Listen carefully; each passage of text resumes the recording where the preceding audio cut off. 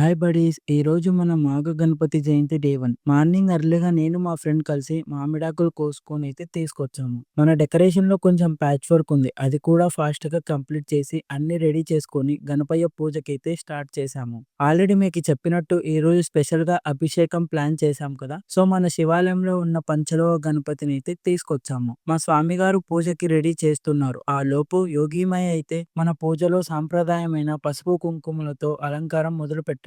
తర్వాత కలశ స్థాపనతో గణపతి పూజ స్టార్ట్ అయ్యి పంచామృత అభిషేకాలతో అందరి చాలా విశేషంగా పూజ జరిగింది.